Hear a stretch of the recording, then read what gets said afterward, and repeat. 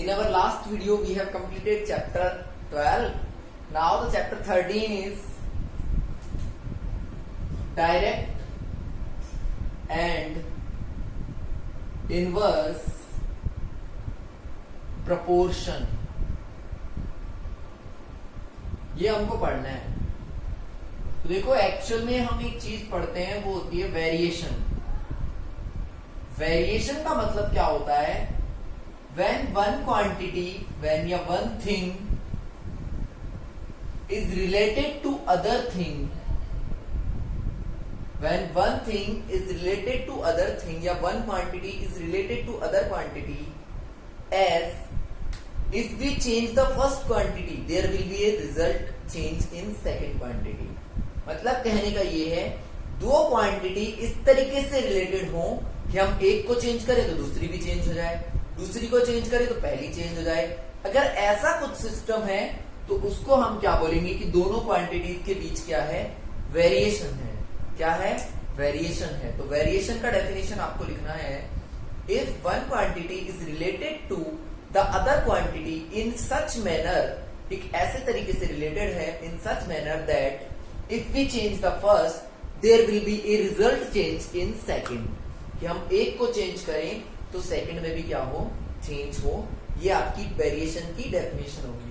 There are two types of variation, direct and indirect, जिसको बोलते हैं डायरेक्ट और इनवर्स प्रोपोर्शन. तो डायरेक्ट प्रोपोर्शन क्या होता है वो अब मैं पढ़ाता हूं आपको. एक ही वीडियो का चैप्टर है ये भी. अब ना आप देखिए, मैं दो एक्सरसाइज एक ही वीडियो के अंदर करवा रहा हूं, तो अप्रोक्स 40-45 मिनट के वीडियोस बन रहे हैं. तो आप उसको 2-3 दिन में देख सकते हो अपने अकॉर्डिंग. ऐसा नहीं, क्योंकि इसीलिए मैं 2 दिन में 3 दिन में एक वीडियो डालता हूं, जिससे कि आप पूरा चैप्टर इजीली आधा आधा करके पढ़ सकते हो. ऐसा मत सोचो कि आपको एक ही दिन के अंदर पूरा करना है कि सर ने तो बर्डन दे दिया.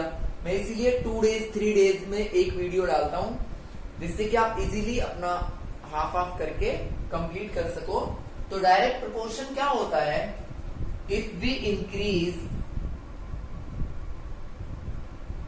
फर्स्ट थिंग, अगर हम फर्स्ट वाली चीज को इंक्रीज करें, there will be an increment in second thing. Simple सा है. अगर पहली वाली चीज को इंक्रीज करें तो दूसरी भी इंक्रीज हो जाए, तब तो उनमें कौन सा रिलेशन है? Direct proportion. या उल्टा बोले कि पहली को डिक्रीज करें तो दूसरी भी डिक्रीज हो जाए, तो कौन सा है? Direct proportion. मतलब कहने का ये है, फॉर एग्जाम्पल मैं बात करूं speed and distance. Speed and distance, इनका रिलेशन कभी भी मिले आपको, वो डायरेक्ट होता है. क्यों? स्पीड बढ़ाओगे तो डिस्टेंस भी ज्यादा कवर करोगे, स्पीड कम करोगे तो डिस्टेंस भी कम कवर होगी. तो ये डायरेक्ट प्रोपोर्शन है कि एक को बढ़ाते हैं तो दूसरा भी बढ़ जाता है, इंक्रीज हो जाता है. If we increase the first quantity there will be an increment in second quantity, and if we decrease the first quantity there will be a decrement in second quantity. अगर हम फर्स्ट को decrease करें second भी decrease होगी, first को increase करें तो second भी इंक्रीज होगी. तो ये तो होगा डायरेक्ट प्रोपोर्शन. अब हम बात करते हैं इनवर्स प्रोपोर्शन की. तो इनवर्स प्रोपोर्शन इसका उल्टा होगा, if we increase first quantity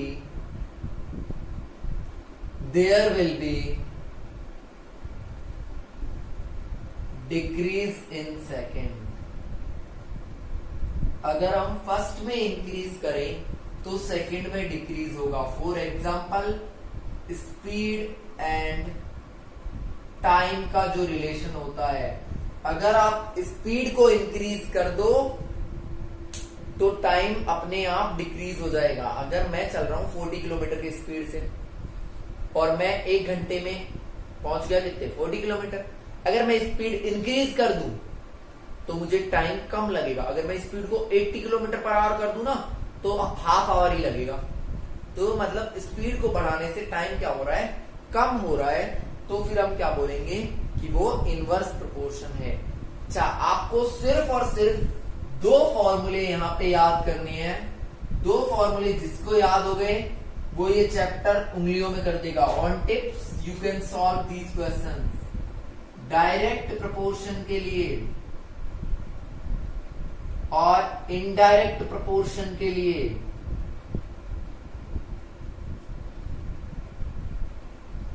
दोनों के लिए हम एक टेबल बनाते हैं। दोनों में ही ध्यान रखना, ऐसी टेबल होती है, ये कितनी भी बड़ी हो सकती है, कितने भी कॉलम हो सकते हैं। First thing and second thing जो भी क्वेश्चन में दी गई हो हम नाम उसी में से लिखेंगे। यहां तो मैं फर्स्ट और सेकंड बात कर रहा हूं। इनको बोलेंगे x1 y1, x2 y2, x3 y3। इनकी जगह कोई वैल्यू भी हो सकती है, डजंट मैटर। टेबल आपकी ऑलवेज ऐसी ही बनेगी। तो फर्स्ट काम आपको क्या करना है, चाहे डायरेक्ट पूछे चाहे इनडायरेक्ट पूछे, क्या बनाओगे, टेबल बनाओगे। जैसे ही टेबल बनेगी दोनों का फॉर्मूला अलग हो जाएगा। डायरेक्ट प्रोपोर्शन के लिए फॉर्मूला है x1 upon x2 is equals to y1 upon y2। क्या फॉर्मूला है, x1 upon x2 is equals to y1 upon y2। Sorry, इसको ऐसे नहीं लिखना है आपको। फॉर्मूला आपको डायरेक्ट प्रोपोर्शन का तो लिखना है x1 upon y1 is equals to x2 upon y2। जैसे कि जैसे टेबल में लिख रहा है वैसे की वैसे ही x1 upon y1 is equals to x2 upon y2। ये तो है आपका इसका फॉर्मूला डायरेक्ट प्रोपोर्शन का। या आगे भी पूछे तो x3 अपॉन y3, कितना ही बढ़ा लो। इसके लिए क्या होगा, x1 upon x2 is equals to y2 upon y1। ये उल्टा होगा, ये बात आपको ध्यान में रखनी है। सिर्फ दो के लिए रख लो आप तो। डायरेक्ट प्रोपोर्शन का जिसको ये फॉर्मूले लर्न हो गए ना, टेबल बनाना मैं 2 सेकंड के अंदर सिखा दूंगा। जिसको फॉर्मूले लर्न हो गए वो इजीली क्वेश्चन सॉल्व कर लेगा। बहुत ही इजी चैप्टर है, no tension. x1 upon y1 is equals to x2 upon y2। और इसके लिए x1 अपॉन x2 मतलब ये अपॉन ये अपॉन ये अपॉन ये, ठीक है। तो ये हम करेंगे। हमारी एक्सरसाइज 13.1 में स्टार्ट कर देता हूं। तो देखिए किस तरीके से करना है। 13.1 में तो चलेगा डायरेक्ट प्रोपोर्शन, 13.2 में चलेगा इनवर्स प्रोपोर्शन। फॉर्मूला आपको हर जगह लिखना पड़ेगा जो भी आप यूज कर रहे हो वो। जैसे कि मैं ऊपर ही लिख देता हूं, डायरेक्ट प्रोपोर्शन का फॉर्मूला होगा x1 upon y1 is equals to x2 upon y2 is equals to x3 upon y3 is equals to x4 upon y4। जो कितने ही आ जाए फॉर्मूला ऐसे ही चलेगा। तो ये फॉर्मूला आपको हर एक क्वेश्चन में लिखना है जहां डायरेक्ट प्रोपोर्शन लग रहा हो। तो देखिए कहीं तो वो डायरेक्ट देगा कि डायरेक्ट प्रोपोर्शन है और सॉल्व कीजिए, और कहीं आपको देखना पड़ेगा कि डायरेक्ट होगा या इनडायरेक्ट होगा। तो मैं फर्स्ट क्वेश्चन आपको करवाता हूं। The question number first is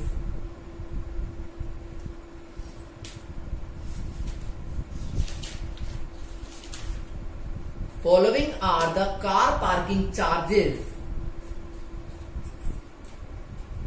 car parking के चार्जेस दिए हुए हैं, वो किस तरीके से हैं। 4 आवर्स के लिए 60 रुपीज, 8 आवर्स के लिए 100 रुपीज, 12 आवर्स के लिए 140 रुपीज और 16 आवर्स के लिए 180 रुपीज। कुछ इस तरीके का चार्ज दिया हुआ है। सॉरी, यहाँ पे 24 आवर है। इस तरीके से चार्जेस दिए हुए हैं। आपको बताना है कि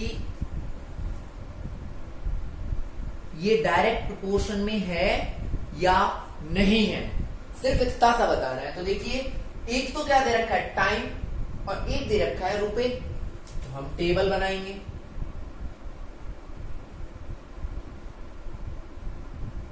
जितने डाटा हो उतनी बड़ी टेबल। यहां तो लिखेंगे टाइम और यहां लिखेंगे RS। ये चीज क्लियर है? जब 4 आवर्स हैं तो कितने रुपए लग रहे हैं? 60। 8 आवर्स के 100, 12 आवर्स के 140 और 24 आवर्स के 180। अब हमें बताना है कि डायरेक्ट प्रोपोर्शन में है या नहीं है। डायरेक्ट प्रोपोर्शन का फॉर्मूला क्या होता है? x1 अपॉन y1 मतलब 4 अपॉन 60 इक्वल होना चाहिए 8 अपॉन 100 के, ये इक्वल होना चाहिए 12 अपॉन 140 के, और ये इक्वल होना चाहिए इसके। तो पहले देख लेते हैं सारे इक्वल हैं या नहीं। ये तो आएगा 4 1 जा 4, 4 15 जा 60, तो ये तो कितना आया 1 अपॉन 15। ये देखिए कितना आएगा, किससे डिवाइड हो सकते हैं? 2 और नीचे आ जाएगा 25, 4 से डिवाइड कर दिए मैंने। ये आ जाएगा कितना? देखिए 2 6 जा 12 और 2 से इसको करेंगे 70, फिर 2 से किया तो 2 अपॉन 35, तो 3 upon 35।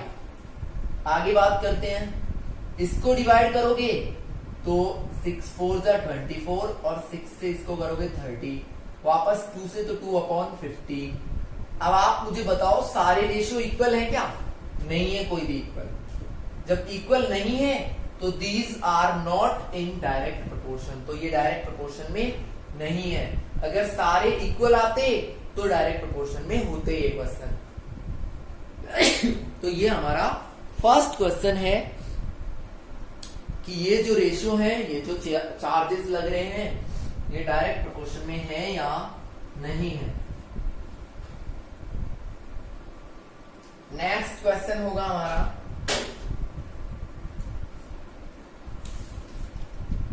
a mixture of paint by mixing 1 part of red pigment with 8 parts of base। अच्छा, एक मिक्सचर बनाया गया है। सेकंड क्वेश्चन है, a mixture is made of 1 part of, देखिए फर्स्ट मिक्सचर का तो फर्स्ट पार्ट उसका तो लेना है पिगमेंट का 1 और सेकंड वाले के कितने? 8 पार्ट। तो देखिए अपने आप टेबल बनती जाएगी,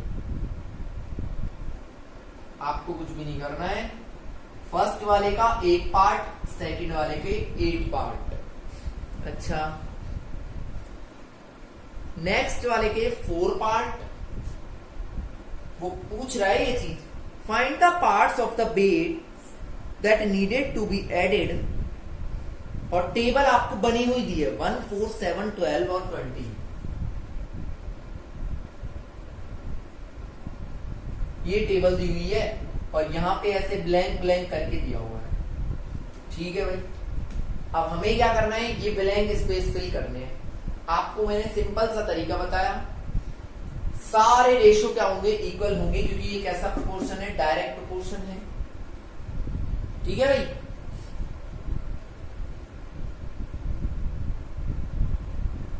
अब हम बात करते हैं क्या होगा? x1 upon x2 is equals to x, ये फॉर्मूला लगेगा, यानी कि 1 अपॉन 8। देखिए ये तो x की वैल्यूज है ऊपर वाली, नीचे वाली किसकी होती है? y की।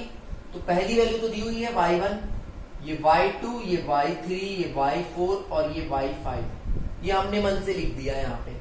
तो देखिए 1 upon 8 is equals to 4 upon y2 is equals to 7 upon y3 is equals to 12 upon y4 is equals to 20 upon y5।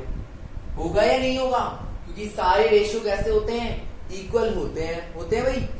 अब देखो पहले हमें ये फाइंड करना है, तो पहले इन दोनों को ले लो, क्रॉस मल्टीप्लाई करो। y2 को 1 से मल्टीप्लाई किया तो y2, 8 4 जा 32, तो y2 की वैल्यू कितनी आ गई?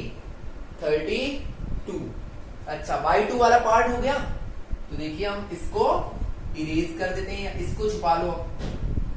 अब हमें y3 पे कंसर्न करना है, तो अब हम इन दोनों पे बात करेंगे। किन पे? देख लेना मैं जिस को टिक कर रहा हूं, इन दोनों पे, क्योंकि ये तो दिया है और ये फाइंड करना है।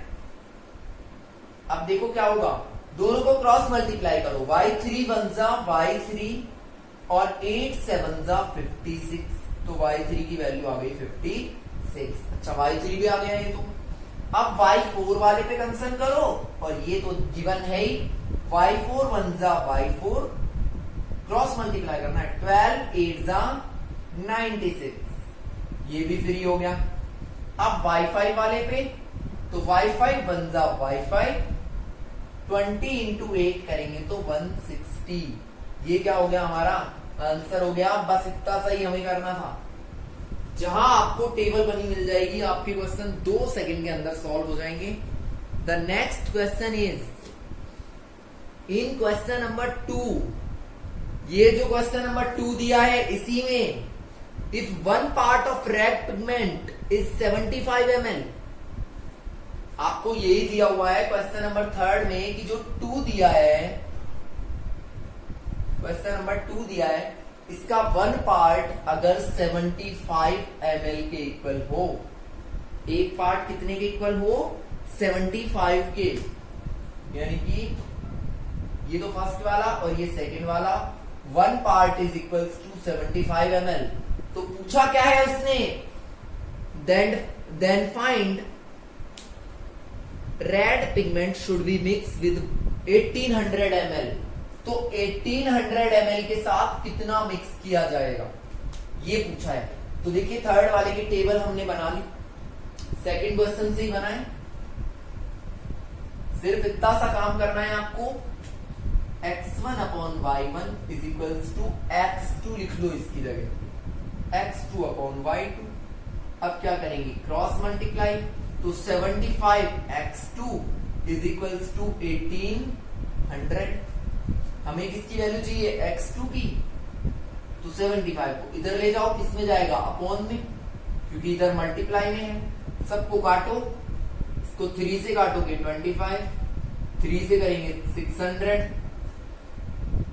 25 से डिवाइड करो, 25 टू था, तो ये आ जाएगा 24 पार्ट्स। कितने पार्ट्स आ जाएंगे आपके पास, 24 पार्ट्स। ये हमारा थर्ड का आंसर होगा। फोर्थ क्वेश्चन है, a machine in a soft drink factory, एक मशीन है सॉफ्ट ड्रिंक फैक्ट्री में जो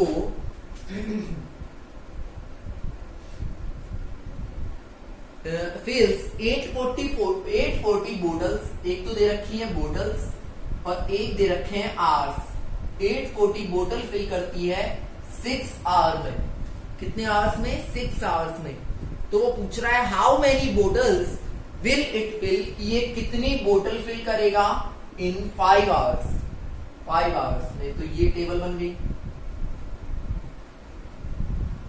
है ना भाई, ये x1, ये x2, ये y1, ये y2, यही तो समझा था हमने। तो अब हमें क्या करना है, x1 upon y1 is equals to x2 upon y2, कर दो क्रॉस मल्टीप्लाई, ये तो हो जाएगा 840 इंटू 5 और इधर आ जाएगा 6x2, यही आएगा। अच्छा, इसको 0 5 4 20, 4200 इज इक्वल्स टू 6x2। तो x2 कितना हो जाएगा, 4200 अपॉन 6, तो कितना आएगा x2 की वैल्यू 700 बोटल्स। कितनी बोतल फिल करेंगे 5 आवर्स में, 700 बोटल्स फिल करेंगे। Is that clear? Now the fifth question is a photograph of bacteria, एक फोटोग्राफ है बैक्टीरिया का,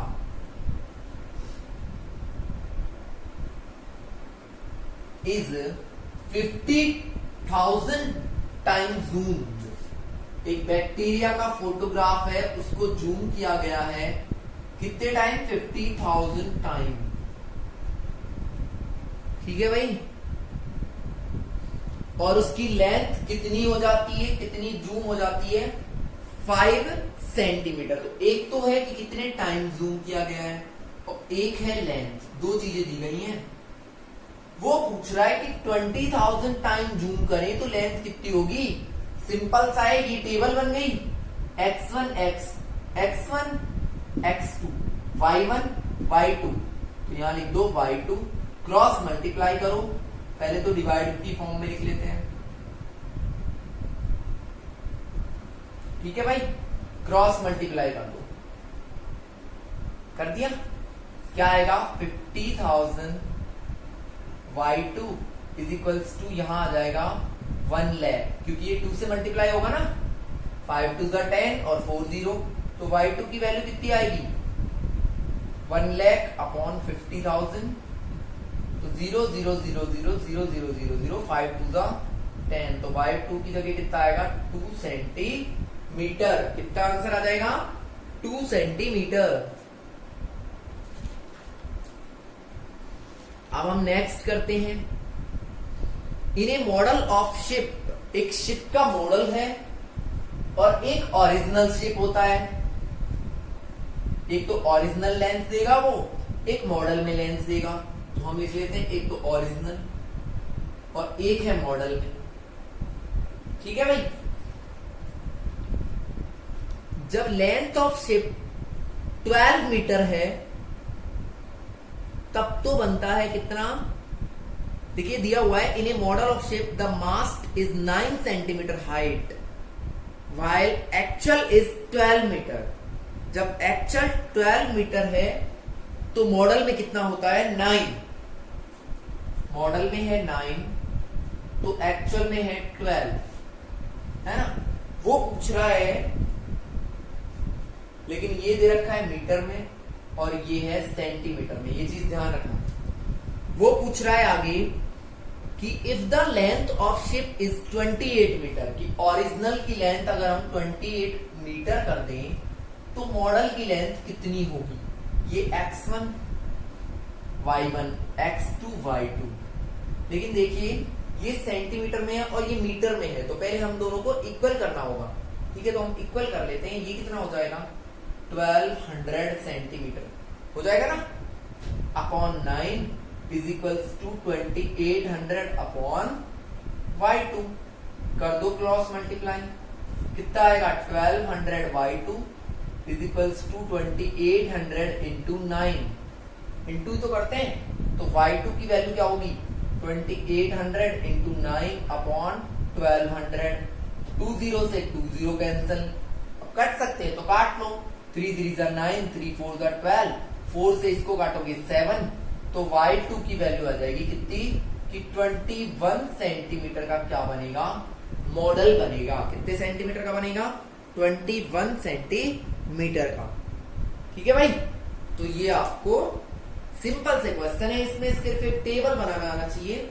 ये हमारा 6th क्वेश्चन था। अब हम बात करते हैं 7th क्वेश्चन के लिए। Suppose 2 kg of sugar, suppose कीजिए कि 2 kg शुगर में कितने क्रिस्टल हैं। तो एक तो दिया हुआ है कि शुगर कितना केजी है और एक उसमें क्रिस्टल दिए हुए हैं। तो एक तो है वेट और एक है नंबर ऑफ क्रिस्टल।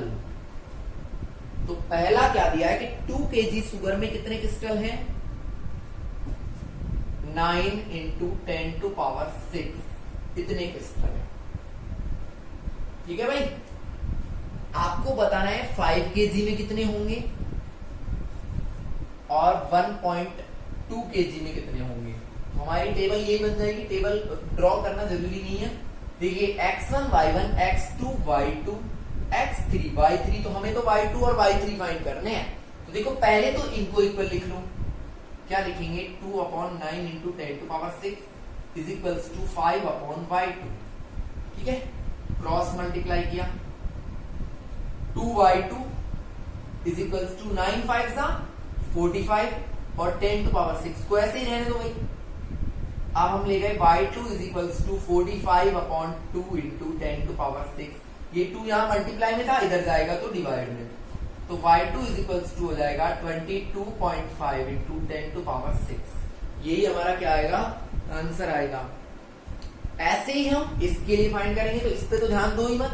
अब हम y3 वाला कर रहे हैं तो सेम वही, इसके इक्वल में इस बार क्या लिख लेंगे 1.2/y3, क्रॉस मल्टीप्लाई करेंगे तो 2y3 इज इक्वल्स टू, इनको मल्टीप्लाई करो 1.2 × 9 करेंगे तो 10.8 × 10⁻⁶। हमें निकालना है y3, तो अपॉन हो जाएगा 2 और y3 की वैल्यू आ जाएगी 5.4 × 10⁻⁶।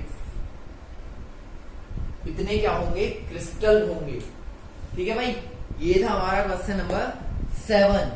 Now next is Rashmi has a road map. एक लड़की है रश्मि, उसके पास है road map.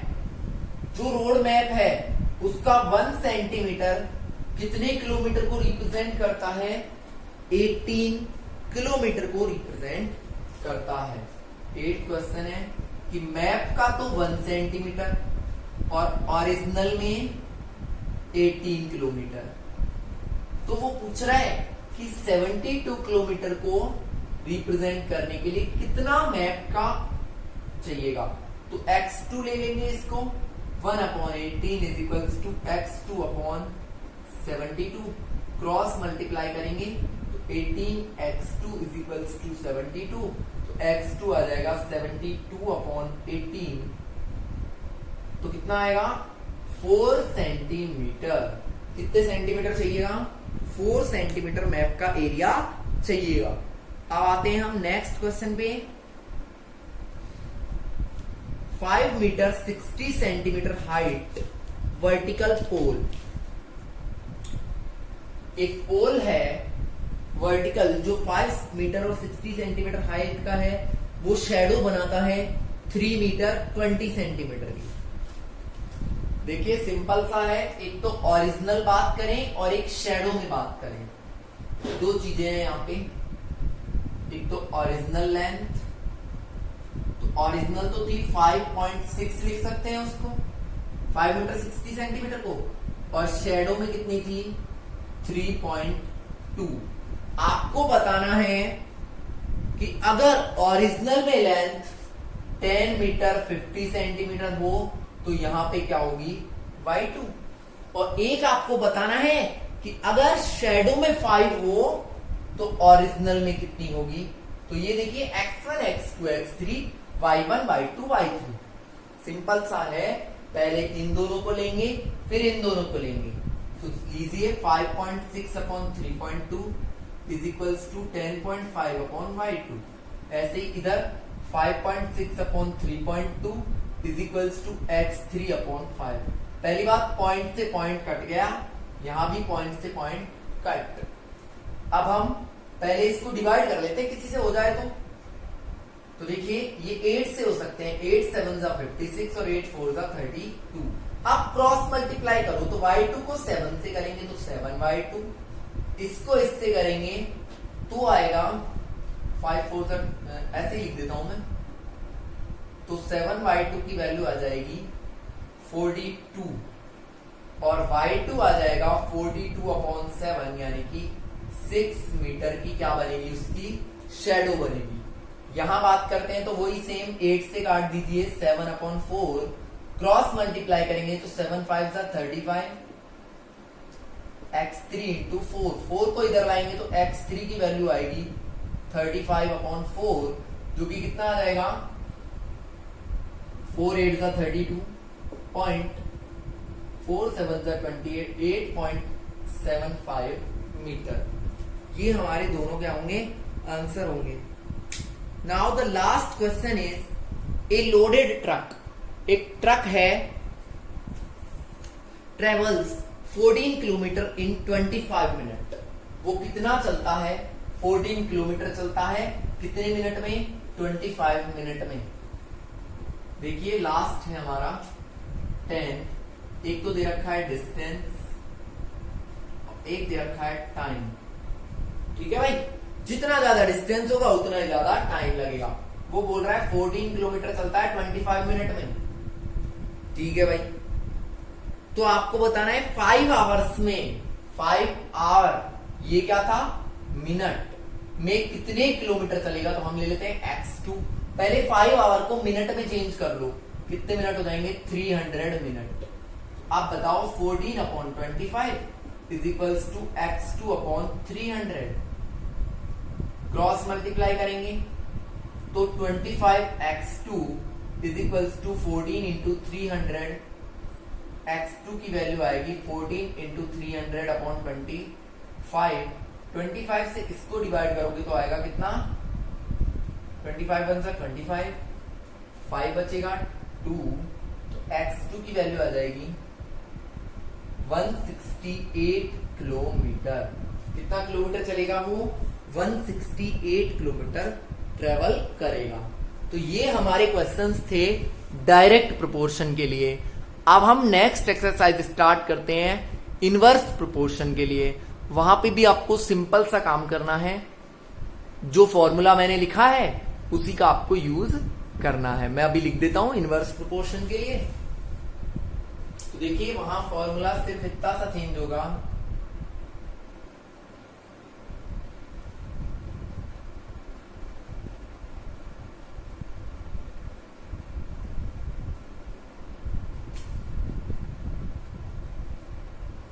Inverse proportion is equals to x1 upon x2 y2 upon y1, सिर्फ उल्टा हो जाएगा। अब हम बात करते हैं exercise 13.2 which depends on inverse proportion. There are also 11 questions in it. तो देखिए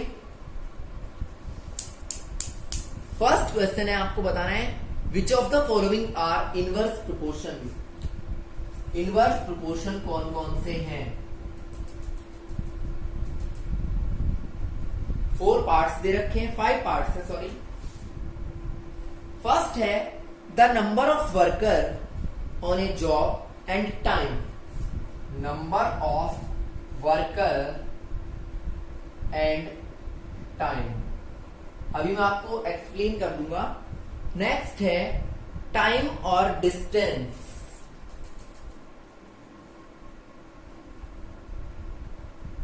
ठीक है भाई। अच्छा, नेक्स्ट है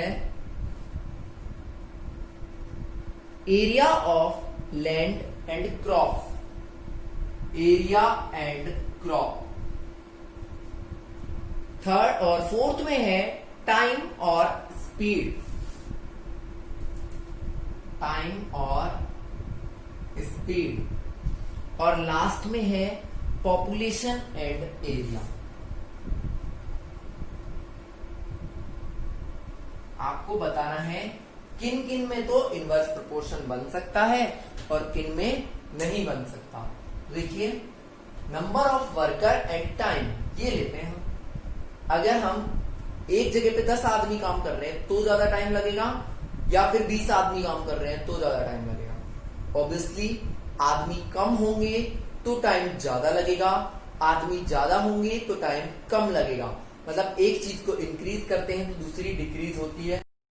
तो yes this is inverse proportion. Time बढ़ाएंगे तो डिस्टेंस, जितना ज्यादा टाइम लगाएंगे उतना ज्यादा डिस्टेंस कवर करेंगे। तो ये इनवर्स नहीं है, ये डायरेक्ट है। एरिया, जितना ज्यादा एरिया होगा उतनी ही ज्यादा फसल होगी, तो ये भी इनवर्स नहीं है। टाइम और स्पीड, अगर स्पीड बढ़ा दोगे तो टाइम कम लगेगा ना, अगर स्पीड कम करोगे तो टाइम ज्यादा लगेगा। ये मैंने आपको इनवर्स के एग्जांपल में दिया था, तो ये भी इनवर्स है। और पॉपुलेशन अगर कहीं की बढ़ती है तो एरिया कम पड़ जाता है, तो ये भी कैसा है? इनवर्स प्रोपोर्शन है। Is that clear? तो ये आपका फर्स्ट क्वेश्चन था। नाउ द नेक्स्ट इज, अब हम करते हैं नेक्स्ट क्वेश्चन। लेकिन एक चीज ध्यान दीजिए, आपकी बुक में ये फॉर्मूला ऐसे दिया हुआ है, मैं इसको थोड़ा सा चेंज कर देता हूं बस, जो आपको सही से लर्न हो जाएगा, क्योंकि आप डायरेक्ट और इनवर्स में कंफ्यूज हो जाओगे। हमने डायरेक्ट में पढ़ा था x1 upon y1 x2 upon y2, ये था डायरेक्ट का कि x1 अपॉन, जैसे टेबल बनी हुई वैसे ही था। इनवर्स में आप इनको मल्टीप्लाई में कर लो। कैसे? x1 into y1 is equals to x2 into y2 is equals to x3 into y3। वहां तो डिवाइड में था, यहां मल्टीप्लाई में कर लो, बस इतना सा करना है आपको। ये आप इसको भूल जाओ, ये इसी से बना है एक्चुअल में। ये जो मैंने लिखा है ये इसी से बना है। ये कैसे बना? क्रॉस मल्टीप्लाई कर दिया मैंने ऑलरेडी, बार बार क्रॉस मल्टीप्लाई की जरूरत नहीं पड़ेगी। x1 into y1 x2 into y2। आप इनवर्स के लिए ये फॉर्मूला रट लो, ये अपन को लर्न करना है। और जब ये लर्न हो जाएगा तो हम इजीली, तो इनवर्स वाले में आप ये फॉर्मूला भी लिख लीजिए। अब हम करते हैं सेकंड क्वेश्चन। एक टेबल दी हुई है विनर्स और प्राइस। तो देखिए अब मैं आपके लिए लिख देता हूं फॉर्मूला।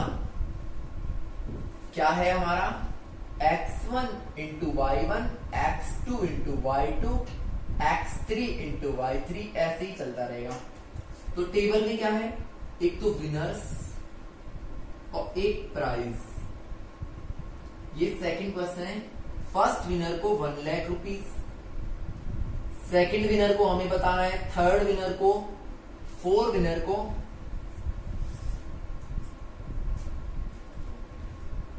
एक सेकंड ये दे रखा 1 2 4 5 8 नहीं है, 10 है और 20 है। इनका बताना है हमें कि कितना कितना प्राइस देना होगा। इसने तो बहुत सारे पूछ लिए हमसे।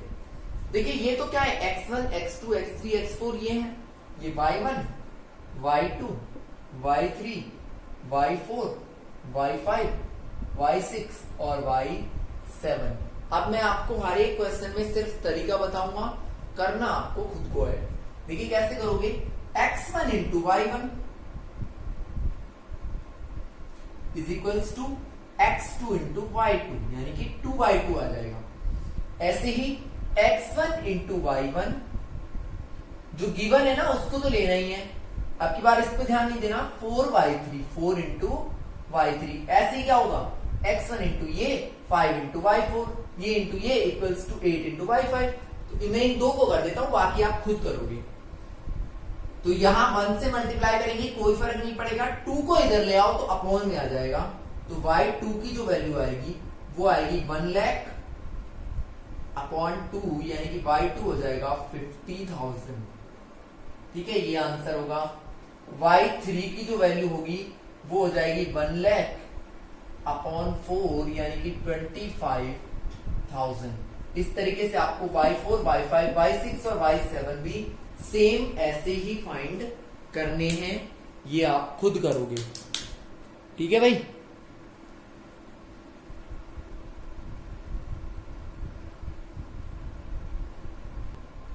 नेक्स्ट है हमारे पास कुछ एक व्हील का स्पोक्स दिया हुआ है, मतलब कितनी बार टर्न करता है, और एंगल दिया हुआ है कि कितना एंगल बनता है। ये टेबल हमें कंप्लीट करनी है, फिर कुछ क्वेश्चंस हैं उनके भी आंसर देने हैं। तो पहले टेबल कंप्लीट करते हैं। देखिए क्या है हमारा 4 into 90 is equals to c into 60। ऐसे ही 4 into 90 is equals to 8 into y3। ऐसे ही 4 इंटू 90 इज इक्वल्स टू हो जाएगा 10 इंटू y4। इस तरीके से तो करते हैं हम टेबल कंप्लीट। तो देखिए कीजिए, ये कितना आएगा, 0 से 0 कट सकती है, चलिए यहां तो कट गई। तो 9 4 36 is equal to c into 6। हमें चाहिए c, तो 36 अपॉन 6 कितना आ जाएगा, c की वैल्यू 6। यहां देखते हैं 360 इज इक्वल्स टू 8y3, यही होगा। तो y3 हो जाएगा 360 अपॉन 8, तो y3 की जो वैल्यू होगी वो आएगी 45। नेक्स्ट देखिए 0 से 0 कैंसिल, y4 की वैल्यू आ जाएगी 36 डिग्री, डायरेक्ट ही आ गई। ऐसे ही हम y5 निकाल लेंगे, वो क्या होगा 4 into 90 is equals to 12y5। तो देखिए 360 अपॉन 12 हो जाएगी वैल्यू y5 की, तो 30 डिग्री आएगी y5 की वैल्यू। ये तो हमने टेबल कंप्लीट कर दिया। फर्स्ट में पूछा है क्या ये इनवर्स प्रोपोर्शन में है, तो हाँ है, क्योंकि सबका मल्टीप्लाई करने पे इक्वल आता है, तो हम लिखेंगे यस। सेकंड में पूछा है कि अगर 15 स्पोक्स होते, मतलब स्पोक्स कितने होते, 15 होते, तो वैल्यू क्या होती। एक और एक्स्ट्रा चीज पूछ ली, तो आप वही सेम लिखो कि 4 थे तो 90 डिग्री बना, 15 होते तो बनता y6। हम मान रहे हैं, तो 360 is equals to 15 into y6, तो y6 हो जाएगा 360 अपॉन 15, तो यहां आ जाएगा 24 डिग्री। ये सेकंड का आंसर हो गया। थर्ड में पूछा है कि अगर एंगल होगा कितना 40 डिग्री, वो बोल रहा है कि अगर एंगल 40 डिग्री होता तो आप स्पोक्स कितने लेते? तो स्पोक्स के लिए हम ले लेते हैं x1, x2, x3, x4, x5, x6 और x7। आप कुछ भी ले सकते हो, मन करे जो। ये तो मेरे को जो सुटेबल लग रहा है वो मैं वो ले रहा हूं। देखिए क्या होगा फिर, वही same 4 into 90 is equals to x7 into 40। 0 से 0 कट गई, 4 से 4 कट गया, x7 की वैल्यू कितनी आ जाएगी 9। मतलब कितने स्पोक्स लेने पड़ेंगे? 9 लेने पड़ेंगे। तो ये था हमारा क्वेश्चन नंबर 3। नेक्स्ट है, चिल्ड्रन और स्वीट्स दे रखे हैं।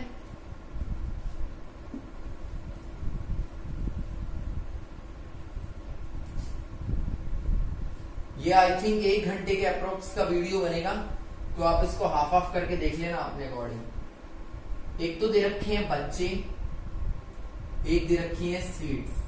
वो बोल रहा है कि अगर 24 चिल्ड्रन हो तो 5 स्वीट मिलती है एक को। अगर हम 4 बच्चे कम कर दें, मतलब 24 माइनस 4 कर दें, तो बच्चे कितने रह गए 20। तो बताओ कितनी स्वीट मिलेंगी? इसको हम ले लेते हैं y2। सिंपल सा है, x1 into y1 is equals to x2 into y2। कहीं इंटू का साइन नहीं भी लगाते तो कोई फर्क नहीं पड़ता, क्योंकि जब कोई साइन नहीं होता मतलब इंटू हो रहा है। ये हो जाएगा 120 is equals to 20 into y2। 0 से 0 कैंसिल, 12/2 किसकी वैल्यू आ जाएगी? y2 की। मतलब कितने बच्चों में बढ़ सकती है फिर सीट्स? 6 चिल्ड्रन में। कितने चिल्ड्रन में? 6 चिल्ड्रन में। नेक्स्ट में पूछा है, a farmer had enough food for 20 animals 6 days. एक तो दे रखे हैं एनिमल और एक दे रखे हैं डेज। फिफ्थ है कि अगर 20 एनिमल हो तो 6 दिन चलता है खाना। अगर 20 एनिमल हो तो कितने दिन चलता है? 6 दिन।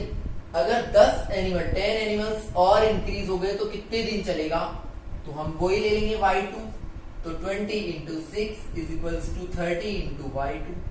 देखो 0 से 0 cancel, 6 2 12 is equals to 3y2। तो y2 कितना आ जाएगा? 12/3, यानी कि कितने दिन चलेगा? 4 डेज चलेगा। कितने दिन चलेगा? 4 डेज चलेगा। नेक्स्ट है, एक कॉन्ट्रैक्टर है, वो 3 पर्सन को 4 दिन के लिए हाउस रिवायर करने के लिए देता है। तो एक तो पर्सन दे रखे हैं और एक डेज दे रखे हैं। अगर 3 पर्सन है तो 4 डेज लगते हैं। ठीक है भाई लोग, ये 6th क्वेश्चन है हमारा, है ना। तो वो पूछ रहा है कि अगर एक आदमी और बढ़ा दिया जाए, 3 की जगह 4 लोग कर दिए जाए, तो कितने लगेंगे दिन? कितने डेज लगेंगे? 3 इंटू 4 इंटू y2। सिंपल सा है, वैसे भी है। अगर कोई किसी वैसे से भी पूछोगे ना तो पढ़ा लिखा नहीं है, वो भी बता देगा। 3 आदमी थे तो 4 दिन लग रहे थे, 4 आदमी होंगे तो 3 दिन लगेंगे ऑब्वियसली। 4 से 4 कट जाएगा, y2 is equals to 3 days. क्योंकि एक दूसरे का क्या होता है? उल्टा होता है इनवर्स में। ठीक है भाई। नेक्स्ट हम बात करते हैं कि एक बॉक्स में 12 बोतल हैं तो 25 बॉक्सेस फिल हो सकते हैं। तो एक तो दे रखा है 25 बॉक्स, मतलब एक तो बॉक्स है और एक बोतल्स है और बोतल्स। 25 बॉक्स है और 12 बोतल्स एक बॉक्स में आती हैं। तो आपको बताना है कि अगर एक बॉक्स में एक बॉक्स में 20 बोतल भरने लग जाए तो कितने बॉक्स बनेंगे? एक बॉक्स में 12 बोतल भरते हैं तो कितने बनते हैं? 25।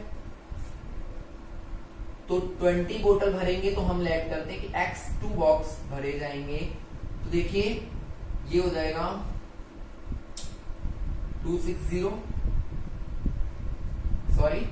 300 होगा,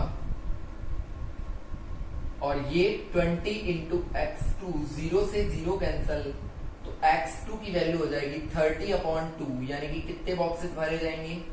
15 बॉक्सेस फिल हो सकते हैं उससे। Is that clear? Now next is a factory required, एक तो मशीन दे रखी है और डेज दे रखे हैं, मशीन दे रखी है और डेज दे रखे हैं। 9th क्वेश्चन है हमारा। हमेशा आपको दो ही चीजें मिलेंगी। देखिए अगर ज्यादा मशीन होंगी तो कम दिन लगेंगे, सिंपल सी बात है। अगर मशीन एक ही है तो 10 दिन लगेंगे, 2 मशीन ले आएंगे 5 ही दिन लगेंगे। तो इनवर्स में है ना, एक जब बढ़ेगा तो दूसरा घटेगा। तो रिलेशन क्या दे रखा है, 42 मशीन है तो 62 डेज लगते हैं। और पूछ क्या रहा है, how many machine will required for 54 days. अगर 54 डेज में काम हो जाए तो कितनी मशीनें लगती हैं, तो हम ले लेते हैं x2। तो क्या लिखेंगे, 42 into 62 is equals to x2 into 54। That clear. 54 को इधर लाओगे तो x2 की वैल्यू कितनी हो जाएगी, 42 इंटू 62 अपॉन 54। क्या ये कट सकते हैं किसी से, हाँ 6 से कटेगा, 6 9 सा 54, 6 7 सा 42। ठीक है भाई। अच्छा आगे क्या करना पड़ेगा, तो ये आ गया हमारे पास, सॉरी ये 63 है, तो ये 9 से और कट जाएगा, 9 7 सा 63। तो कितने डेज लगेंगे, कितनी मशीन चाहिएगी, 49 मशीन चाहिएगी। सिर्फ 2 फॉर्मूले से आपका पूरा चैप्टर ये खत्म हो चुका है। फर्स्ट में हमने ये 8th क्वेश्चन है यार, ठीक है भाई, वो 7 था बोटल्स वाला। अब हम आते हैं 9th क्वेश्चन पे।